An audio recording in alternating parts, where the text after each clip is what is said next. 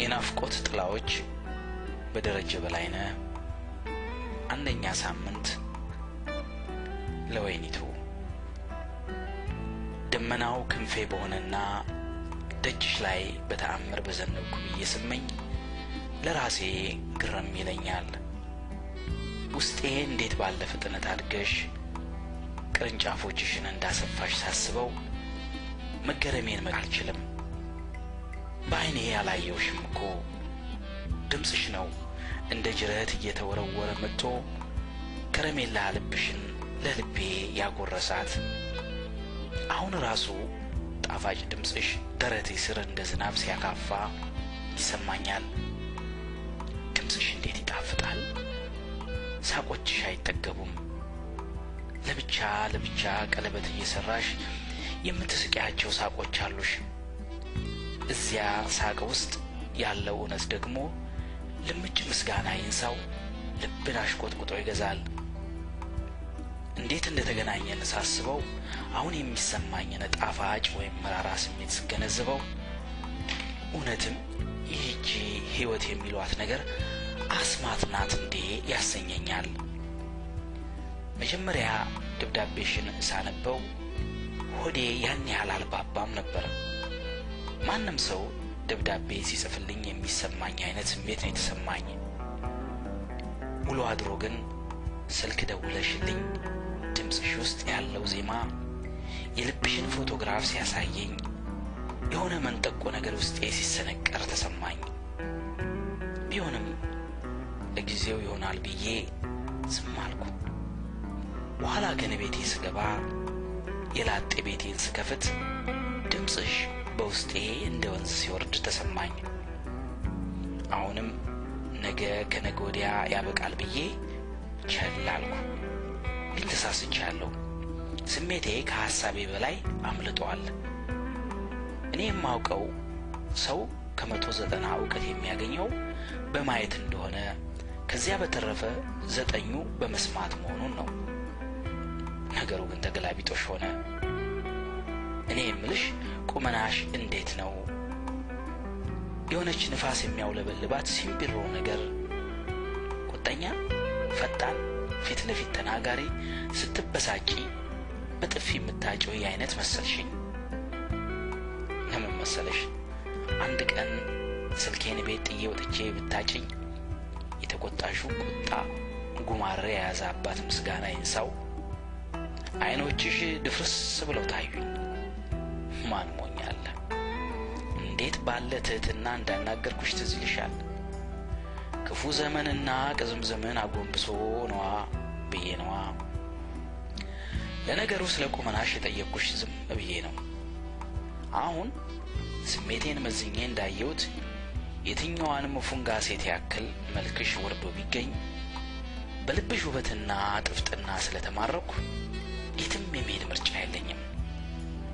ለነገሩ የቁመት መርዘምና ማጠር ብዙም ደንታ አይሰጠኝም።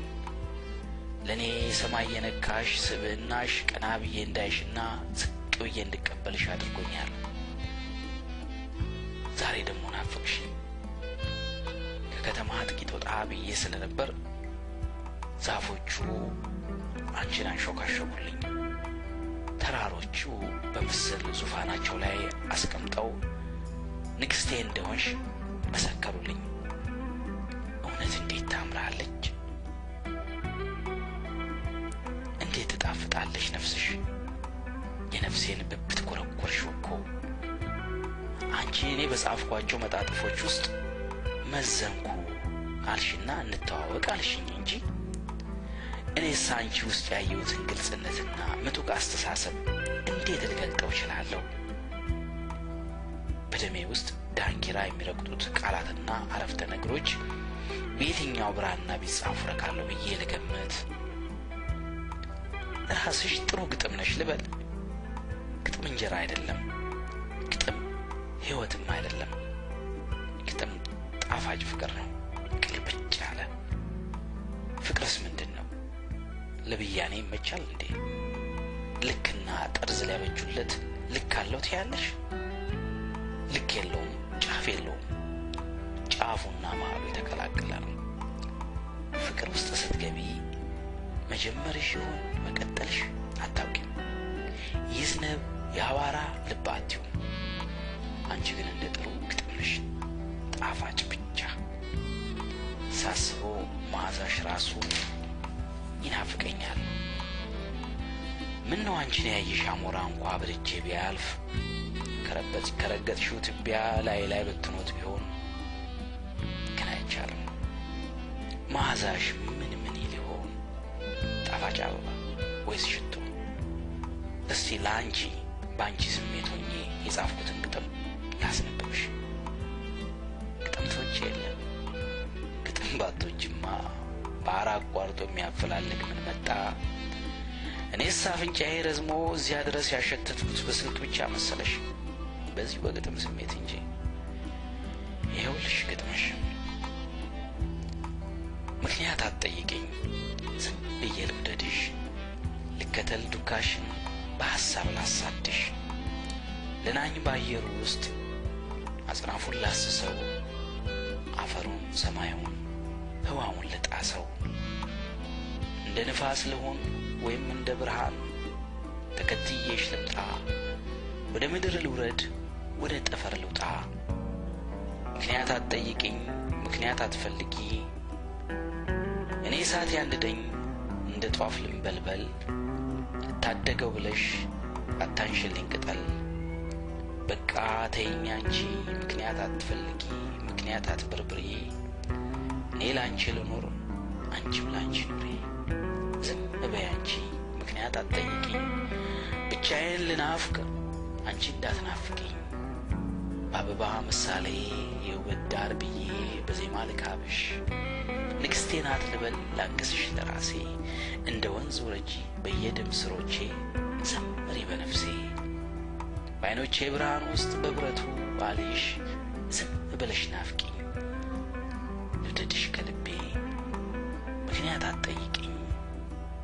እባክሽ እሺ በይ ሰበብ አትበይኝ፣ ምክንያት አትመርምሪ። እኔም ላንቺ ልኑር አንቺም ላንቺ ኑሪ።